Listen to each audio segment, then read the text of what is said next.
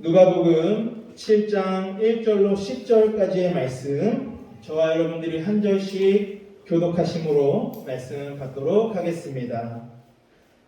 예수께서 모든 말씀을 백성에게 들려주시기를 마치신 후에 가버나움으로 들어가시니라.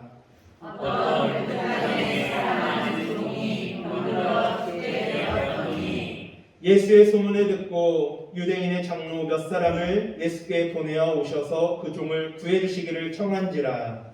이에 그들이 예수께 나와 간절히 구하여 이르되 이 일을 하시는 것이 이스라엘에게는 합당하니이다. 그가 우리 민족을 사랑하고 또한 우리를 위하여 회당을 지었나이다 하니, 예수께서 함께 가실새 이에 그 집이 멀지 아니하여 백부장이 그들을 보내어 이르되 주여 수고하시기 마옵소서. 내 집에 들어오심을 나는 감당하지 못하게 하였다. 그러므로 내가 주께 나아가기도 감당하지 못할 줄을 알았나이다. 말씀만 하사 내 하인을 낫게 하소서. 나도 남의 처하에 든 사람이요 내 아래에도 병사가 있으니 이러 가라 하면 가고 저더러 오라 하면 오고 내 종더러 이것을 하라 하면 하나이다. 예수께서 들으시고 그를 놀랍게 여겨 돌이키사 따르는 무리에게 이르시되, 내가 너희에게 이르노니 이스라엘 중에서도 이만한 믿음은 만나보지 못하였노라 하시더라. 번역던 사람들이 집으로 돌아가 보매 종이 이미 나아 있었더라. 아멘. 오늘은 누가복음 7장 1절에서 10절의 말씀을 통하여서 주님을 감동시킨 사람이라는 제목으로 말씀을 나누겠습니다. 오늘 말씀을 전할 수 있도록 허락해 주신 하나님과 담임 목사님께 감사를 드립니다. 아멘. 한 저널리스트가 오늘 우리가 살고 있는 시대를 이 산무의 시대였다, 이렇게 이야기한 적이 있습니다. 산무, 세 가지가 없다라는 거예요. 무엇이냐? 첫째는 무관심의 시대, 둘째는 무책임의 시대, 세 번째는 무의미의 시대라, 이렇게 이야기했습니다. 근데 오늘날 여기에다 한 가지 더해서 요즘에는 또 사무의 시대다, 이렇게 이야기를 합니다. 바로 무기력의 시대에서 이렇게 네 가지의 무를 써서 사무의 시대다, 요즘 이렇게 이야기를 합니다. 요즘에 어떻습니까? 살아가면서 자기 일 외에는 별로 관심 가지지도 않고 책임지려고 하지도 않고 어떤 일에서 의미를 찾기가 참 힘들어요. 감동받을 만한 일이 없다라는 것입니다. 점점 우리가 이 이기주의와 물질주의가 판을 치면서 이 사람이 사는 이 시대가 정말 냉소적인 시대가 되어가고 있다는 것을 우리가 보게 됩니다. 현대인들이 예전과 비교해서 물질적으로는 풍요로움을 누리고 또 문명의 편리함을 누리면서 살아가지만 우리가 그 안에 감사가 없어지고 또 행복을 느끼지 못하는, 감동이 없는 시대라고 하는 것입니다. 예전에는 비록 이런 오늘날과 같은 이런 높은 수준의 문명의 혜택과 물질의 혜택을 누리지 못하면서 살았지만 그래도 어떻습니까? 옛날에는 서로 간에 사랑하는 정이 있었잖아요. 서로 간에 훈훈한 그런 감동들이 서로 주고받는 그런 일들이 많이 있었다라는 것입니다. 오늘날 이 행복 지수를 조사해 보면은요, 우리가 보편적으로 잘 산다고 하는 나라들은 행복 지수가 오히려 낮아요. 오히려 방글라데시나 파키스탄이나 이런 부탄과 같은 그런 우리가 가난하다고 생각하는 그런 나라들이 오히려 행복 지수가 더 높은 것을 우리가 보게 됩니다. 왜 그렇습니까? 그들이 비록 조금은 부족하고 조금은 이렇게 가난하게 살지 모르지만 따뜻한 가슴을 가지고 있고 서로에게 관심을 가지고 또 정을 가지고 이렇게 서로 나누는 훈훈한 감동이 있다는 것입니다. 이처럼 인생의 행복은요, 서로가 이렇게 서로를 위해주고 또 정이 오가면서 그 안에서 느껴진 그런 감동, 그죠? 거기에서 우리가 행복을 느끼게 되는 것입니다. 여러분들 한번 곰곰이 한번 생각해 보세요. 지난 한 주 동안에 누군가가 나를 감동을 시키거나 혹은 누군가에게 감동을 주신 적이 있으십니까? 딱히 딱 떠오르지 않을 거예요. 근데 만약에 이렇게 딱 떠오르시는 분들이 있다면 참 행복한 삶을 살아가고 있는 것이라고 그렇게 생각을 해도 무방할 것입니다. 오늘 우리는 이 본문 말씀에서 우리의 가슴을 따뜻하게 하는 감동적인 인물을 한 사람 만나게 됩니다. 그는 로마 군대의 백부장이었는데 이 백부장이라고 하는 것은 로마 군대에서 중추적인 역할을 하는 그런 장교입니다. 그 밑에 100명의 군사를 통솔하는 지휘자였습니다. 그리고 이 오늘 나오는 이 백부장은 식민지인 유대 땅에 주둔하고 있는 장교였어요. 그 당시에 이 이스라엘 이 땅에서 가나안 땅에서 아마도 무시무시한 그런 권력과 권세를 누릴 수도 있었던 그런 사람이었습니다. 어느 날 이 백부장이 사랑하는 종이 병들어 죽게 되었습니다. 그때 마침 예수님께서 가버나움을 방문하셨고 백부장은 예수님의 소문을 듣고 유대인 장로 몇 명을 예수님에게 보내서 자기 종을 고쳐달라고 그렇게 부탁합니다. 그런데 이 사람은 사실 이방인이지 않습니까? 로마 사람입니다.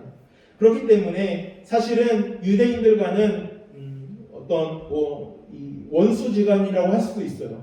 또는 이 유대인들은 선민의식이 강하고 이 이방인들을 대척하는 그런 사람들이었기 때문에 그들이 이 백부장이 그들에게 부탁을 한다고 해서 딱히 들어줄 그런 이유가 없었습니다. 물론 어떤 그런 권력을 가지고 막 이렇게 찍어 누르듯이 하면은 그 말을 들을 수밖에 없었겠지만 사실 이거는 백부장이 지금 유대인들에게 부탁을 한 거예요. 유대인들 지도자들, 이 제사장들에게, 유대인 장로들에게 이 부탁을 해서 자기 종 하인을 예수님께 얘기해서 고쳐주게 해달라고 그런 부탁을 한 겁니다. 그러니까 유대인들이 사실은 이 유대인의 장로들이 이 부탁을 들어줄 만한 그런 이유가 별로 없었어요. 하지만 이 장로들이 이야기하기로는 이 사람의 부탁은 우리가 들어줘야 된다라고 하면서 예수님께 나와서 그렇게 이야기하는 거예요. 그 이유가 무엇이고 하니 바로 이 백부장이 이 유대인들의 그 회당을 지어주었다라는 것입니다. 그리고 이 사람이 우리 민족을 사랑하고 우리 민족을 존중해주는 그런 이방인이기 때문에 이 사람의 말은 우리가 들어줄만 하다. 이 사람의 부탁은 우리가 들어줘야 된다. 이러면서 예수님께 나와서 그렇게 부탁을 대신 하고 있는 것을 우리가 보게 됩니다. 우리가 이 백부장의 이런 모습을 통해서 알 수 있는 것이 무엇입니까? 바로 이 백부장은 그가 이 유대인들을 사랑하는 그런 마음이 그 안에 있었다라는 것을 알 수가 있습니다. 특별히 이 백부장은 이 유대 땅을 주둔하고 있는 이 군대의 장교입니다. 그가 권력을 부리고 그가 힘을 내세워서 그들을 억압하고 그렇게 통치할 수도 있었지만 그는 이 사람을 향한 기본적인 존중과 사랑을 가지고 있었던 사람이에요. 그렇기 때문에 이 유대 백성들을 무시하지 않고 또 그들을 억압하지 않고 그들을 사랑으로 대해주었다는 것입니다. 거기에다가 유대인의 회당까지 지어줄 정도로 그는 이 유대 민족들을 사랑했습니다. 아마도 정말 유대인들을 사랑하는 그런 마음이 없었다면 회당을 지어준다라고 하는 것은 불가능한 일이 아닐 수 없습니다. 그렇기 때문에 이렇게 유대인 장로들이 먼저 나서서 발벗고 이 백부장을 도와주려고 하는 것입니다. 또한 우리가 오늘 이 백부장을 볼 때에 그가 지금 부탁하는 내용이 무엇입니까? 그 하인을 자신이 데리고 있는 그 하인을 고쳐달라고 하는 그런 부탁이었습니다. 여러분 당시에 이 하인은 바로 노예를 의미하죠. 노예는 당시에는 정말 물건과 같이 취급받고 이렇게 서로 사고 파는 것이 가능한 정도로 그렇게 인권이라고 하는 것은 전혀 없는 그런 물건 취급을 받던 사람들이 바로 노예입니다. 이 백부장의 집에 하인이 얼마나 많이 있었겠습니까? 그 중에 이 하인 하나쯤 없어져도 아마 이 백부장에게는 아무런 지장이 없었을 것입니다. 그러나 백부장은 비록 하인이었지만, 비록 노예였지만 그를 존엄성을 가지고 있는 한 인간으로서 그를 대했던 겁니다. 그리고 약한 자를 향한 연민과 긍휼의 마음을 가지고 있었던 것입니다. 그래서 그는 이 하인의 지금 죽어가고 있는 그 하인의 고통을 해결해 주기 위해 예수님을 찾았던 것입니다. 이처럼 이 백부장은 인간을 향한, 특별히 그 자기보다 낮은 위치에 있는 그런 아랫사람들을 대할 때에 인간에 대한 존중, 타인에 대한 그런 애민의 사상이 그에게 있었다라는 것입니다. 하나님께서 나만 창조한 것이 아니라, 나만 하나님의 형상대로 창조한 것이 아니라 우리 옆에 있는 사람들도 마찬가지로 하나님의 형상으로 창조하셨습니다. 하나님께서는 나만 사랑하는 것이 아니라 내 옆에 또 내 밑에 있는 그 사람들도 똑같이 하나님께서 사랑하시고 구원하시기를 원하시는 그런 존재라는 것입니다. 그래서 우리가 오늘 이 백부장이 이렇게 이 유대인들을 향하여 또한 그의 하인을 향하여 보여주었던 이 사랑은 예수님을 감동시키는 그런 사랑이었습니다. 사랑은요, 사람을 감동시키고 세상을 변화시키는 힘이 있습니다. 우리도 이 백부장과 같은 이러한 인간을 존중하고 사랑하는 마음들이 우리 안에 다 있어야 될 줄로 믿습니다. 여러분, 이 빨대를 다 보신 적이 있으실 겁니다. 이거는 보통 빨대가 아니라, 제가 오늘 설교 전에 집에 저희 집사람에게 부탁해서 가져다 달라고 해서 갖고 왔는데, 보통의 이 빨대는 이렇게 있자지만 이거는 주름이 있는 주름 빨대입니다. 이렇게 꺾여지는 빨대, 많이들 보셨을 것입니다. 근데 이 빨대가 어떻게 생겼냐면, 밤새도록 이 환자가 이 잠을 마시지 못하고, 물을 마시지 못하고 그렇게 잠을 자지 못하는 모습을 보고 이 간호사가 이 물을 어떻게 하면 마실 수 있을까 생각하다가 그 만들어낸 것이 바로 이렇게 구부러지는 주름 빨대입니다. 참 사랑의 마음으로 이 만들어진 감동의 발명품인 것이죠. 이 사소한 것도 이렇게 사소하지만 그 안에 우리가 사랑을 바라보고 할 때에 이런 발명품도 나오게 되는 것이고 세상에 정말 변화가 나타날 수 있게 되는 것입니다. 우리가 오늘 이 백부장이 정말 사람들을 향한 그 사랑, 특별히 아랫사람들, 또 자기가 함부로 할 수도 있는, 그렇죠? 그가 이 로마 군인의 장교로서 그가 주둔해 있는 이 유대 땅의 유대인들을 그가 함부로 하고 억압하고 힘으로 억누를 수도 있었던 그런 위치에 있는 사람임에도 불구하고 그는 그렇게 하지 않았다는 것입니다.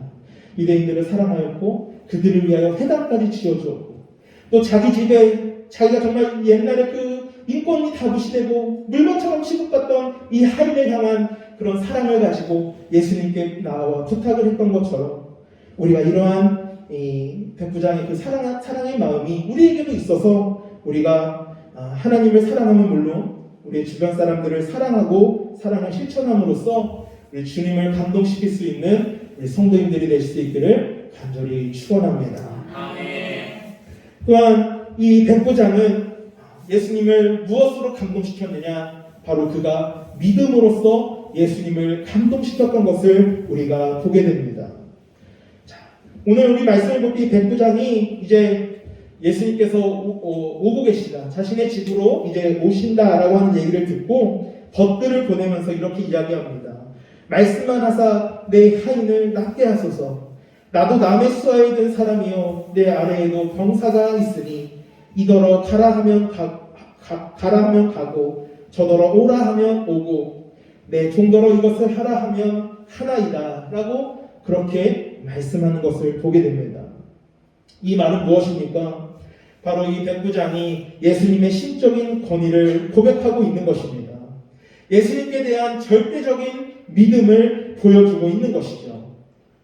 여러분, 우리가 군인들이 이 상관의 명령에 복종하는 것은 누구나 다 알고 있는 상식입니다. 하지만 지금 백부장은 그런 군대의 이 상하 단계에서의 복종하는 것과 마찬가지로 예수님의 그 권위가 바로 그렇게 한 말씀만 하시면 죽을 병에 걸린 자기 하인도 살아날 것이라고 하는 예수님의 정말 신적인 권위를 인정하고 있는 그런 믿음을 보여주고 있다는 것입니다. 어떻게 이방인이 예수님에 대해서 이런 놀라운 믿음을 가질 수 있었을까요? 예수님도 이 백부장의 이 믿음을 보시고 내가 이스라엘 중에 이만한 믿음을 본 적이 없다라고 하면서 감탄하시고 감동하시는 그런 모습을 우리가 보게 되는데, 이 백부장이 로마 사람이었던 이방인이었던 이 백부장이 어떻게 이런 믿음을 가질 수 있었을까요? 오늘 말씀 우리 본문에서는 여기에 대해서 특별한 이 설명을 하고 있지 않지만 그 당시의 상황을 한번 보면은 그 근거를 찾을 수가 있습니다. 자, 오늘 우리가 이 말씀의 배경이 되는 곳이 1절에 나오는데 어디인 줄 아십니까? 네 글자입니다. 맞습니다. 가버나움입니다. 가버나움. 바로 이 백부장이 살던 곳이 바로 이 가버나움이라는 곳입니다. 근데 이 가버나움은 우리가 계속해서 보다시피 예수님께서 주로 활동하셨던 주 활동 무대가 바로 이 가버나움입니다. 이 가버나움에서 예수님은 이 생애 그 공생의 기간에 상당 부분을 보내셨고, 주님께서 정말 많은 기적을 베푸시고 회당에서 많이 가르치기도 하신 곳이 바로 이 가버나움입니다. 그래서 이 가버나움에서 이 백부장은 그 가버나움이 정말 예수님께서 많이 활동하셨고 또 기적도 많이 베푸셨기 때문에 그가 그곳에 살면서 예수님의 행적과 소문을 듣고 보았을 것이고, 예수님이 하는 말씀을 듣는 기회도 그에게 있었을 것입니다. 그러면서 그가 그렇게 예수님의 기적에 대해서 전해 듣고 또 예수님이 직접 가르치는 그 메시지를 들으면서 그 마음이 어떻습니까? 믿음이 생겨나게 되는 것입니다. 우리가 너무나도 잘 알다시피 믿음은 어디에서 납니까?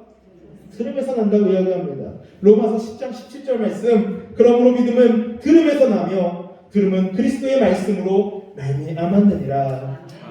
우리가 복음을 듣지 않고 저절로 예수 그리스도에 대한 믿음이 생기는 법은 없다라는 것입니다. 그래서 우리가 이 백부장도 그렇게 가버나움이라고 하는 그 지역에서 예수님에 대해서 듣고 예수님으로부터 또 직접 메시지도 들었을 것이고, 그러면서 그가 이러한 정말 예수님을 감동시킬 만한 놀라운 믿음을 가지게 되었다라는 것입니다. 우리도 항상 예배에 힘쓰고 말씀을 듣는 것을 사모해야 하는 이유가 여기에 있다는 것입니다. 우리 하나님의 말씀을 자주 들을 때 우리 안에 믿음이 자라나고 우리의 믿음이 몰라보게 성장할 수 있다는 것입니다. 하지만 우리가 말씀을 등한시하고 말씀을 소홀히 할 때에는 우리 안에 그런 믿음이 자라나지 못하게 된다는 것입니다. 그래서 우리가 성경을 읽을 때 하나님의 뜻을 알게 되고 또한 하나님의 말씀을 통하여 우리의 믿음이 더욱더 성장하게 되는 것입니다. 히브리서 4장 11절 말씀은 성경의 능력에 대해서 이렇게 말씀합니다. 우리 한번 함께 읽고 확인해 보도록 하겠습니다. 시작. 하나님의 말씀은 살았고 운동력이 있어 좌우에 날선 어떤 검보다도 예리하여 혼과 영과 및 관절과 골수를 찔러 쪼개기까지 하며 또 마음의 생각과 뜻을 감찰하나니. 아멘. 자, 우리들도 이 백부장과 같은 믿음으로 주님께 나아가실 수 있기를 바랍니다. 아멘. 하나님의 말씀을 들을 때 우리 안에 믿음이 생기게 됩니다. 이 말씀의 능력은 우리가 함께 본 것처럼 운동력이 있고 살아있습니다. 우리의 간절과 골수를 찔러 쪼개기까지 하고 마음의 생각과 뜻을 감찰한다라고 이야기하십니다. 우리가 이렇게 말씀을 통하여 믿음이 성장하고 또 그 믿음을 통하여 주님께 나아갈 때에 우리가 가지고 있는 여러 가지 고민들, 문제들, 기도의 제목들이 있습니다.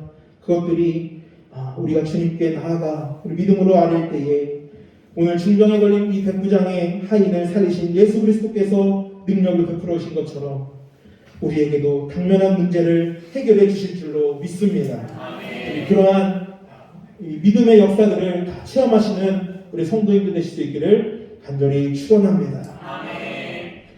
세 번째로 이 백부장이 주님을 어떻게 감동시켰느냐? 그는 겸손함으로 주님을 감동시킨 것을 우리가 보게 됩니다. 이 백부장이 주님을 자기 집에 영접하는 것을 내가 감당하지 못하겠다라고 이야기하면서 예수님께 수고하지 마시고 말씀만 하여 달라고 그렇게 겸손하게 청하는 것을 보게 됩니다. 그가 이 백부장으로서 로마 군의 군인 장교로서의 교만한 태도를 전혀 찾아볼 수가 없습니다. 이러한 백부장의 겸손이 예수님을 감동시키고 그가 문제 해결을 받는 열쇠가 되었던 것이죠. 우리가 성경에도 보면 많은 믿음의 거장들이 있어요. 그런데 그들이 주님 앞에 나아갈 때에 참으로 겸손하게 나아가는 모습들을 보게 됩니다. 특별히 우리가 믿음의 조상이라고 하는 아브라함도 하나님 앞에 설 때 그가 자신을 얼마나 낮추는지 우리가 말씀을 통해 한번 확인해 보기를 원합니다. 창세기 18장을 보면 하나님께서 두 천사와 함께 사람의 모습으로 이 아브라함을 찾아오십니다. 그 자리에서 하나님께서 아브라함에게 타락한 성읍인 소돔과 고모라를 멸망시키겠다라고 하는 말씀을 하십니다. 그때 아브라함이 소돔을 위해서 의인 50명만 있으면 용서해달라고 그렇게 간구합니다. 하나님께서 대답하십니다. 소돔 성에서 의인 50을 찾으면 그들을 위하여 용서해 주겠다.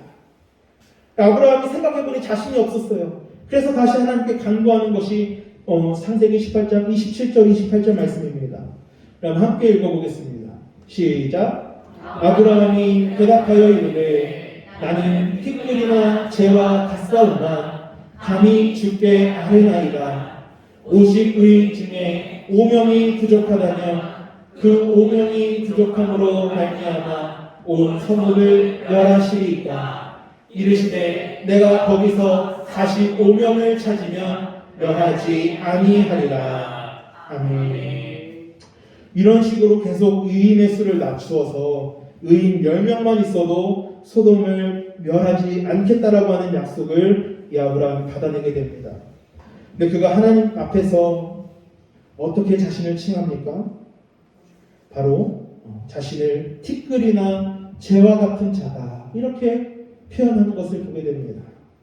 아브라함은요 하나님께서 인정한 사람이었어요. 하나님께서 자신의 거지라고 아브라함을 칭할 정도로 그가 하나님과 늘 교제하며 그가 의롭고 믿음이 아주 충만한 그런 사람이었지만 그가 하나님 앞에서 자신을 그렇게 겸손하게 낮추는 것입니다.